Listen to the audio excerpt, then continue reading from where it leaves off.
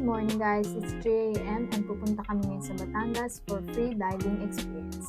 We arrived here ng 6 a.m. and habang naghihintay, nag-breakfast muna ako because I need energy for this day.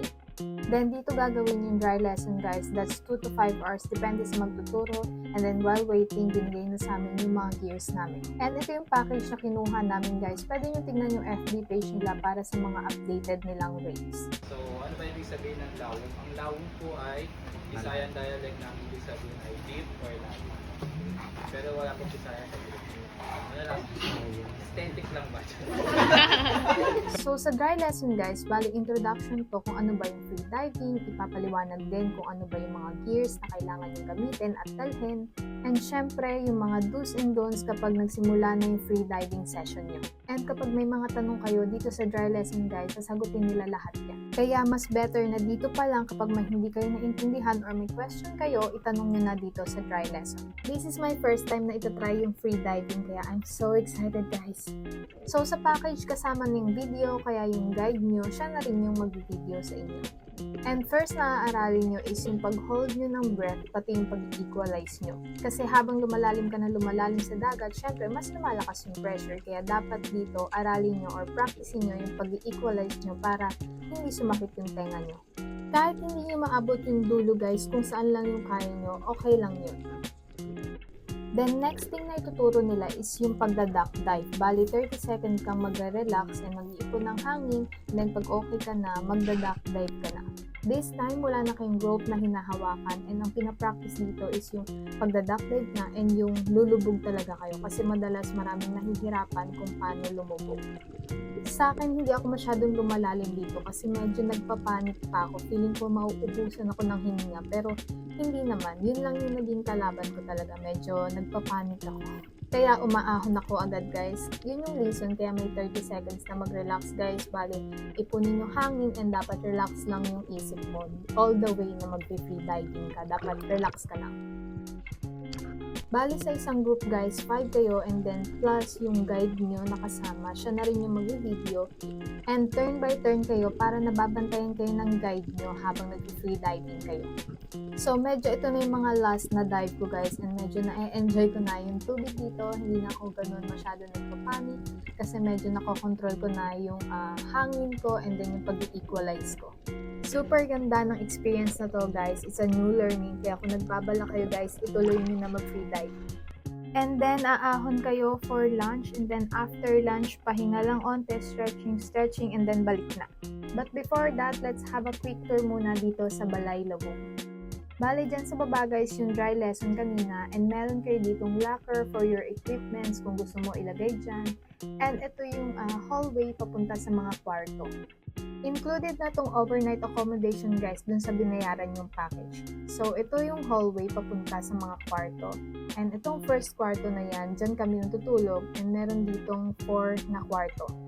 Same lang naman yung 4 na kwarto na yan guys, and electric fan yan, hindi siya air condition guys. And akyat muna tayo sa taas, mamaya ko na kayo itutour sa baba. Bali dito sa taas is open area to, and ayan yung itsura ng higaan dito. Meron din namang bed nandito sa gilid, pero pwede din naman kayo sa floor matulog kung gusto nyo. And this is our room guys. Para sa saksakan guys, dala na lang kayo ng extension para makapag-charge kayo ng maayos. And may electric fan naman dito. And then after free diving ng hapon namin, dito na kami nagdi-dinner din sa baba. Marami naman silang ino-offer na food dito. May pasta, may rice, may silog, may mga fries if you want.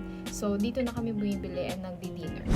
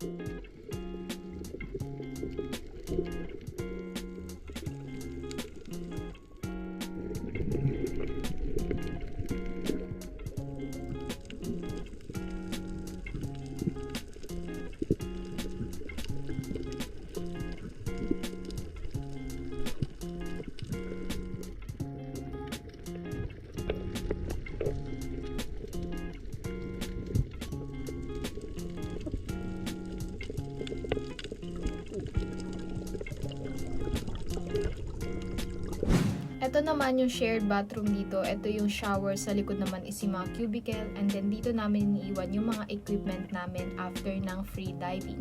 And ito naman yung way papunta ng dagat. Medyo yung daanan medyo masikip, or I don't know now if na ayos na nila to, pero ito yung daanan. Okay naman, madali lang naman.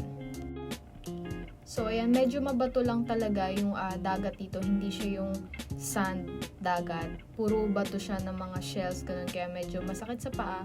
Pero mag-fins naman kayo kagad, kaya okay lang. So, ito yung nilalakaran namin everyday papunta ng dagat.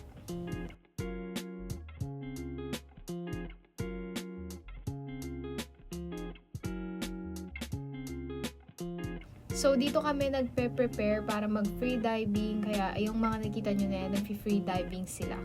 And that's it, guys. I hope these vlogs help you kung nagbabala kayo mag-free diving or gusto nyong mag-try mag-free diving. Iga-guide naman nila kayo dito, guys. So, don't worry if hindi kayo marunong lumangoy, hindi kayo marunong mag-equalize or mag-dive. Lahat yan ituturo dito. I-check nyo na lang yung Lawom page para sa updated price and mga kailangan pa. So, that's it. I hope you guys like it. See you on my next vlog. Bye! My darling, I love you, I love you, I love you, I love you, I love you.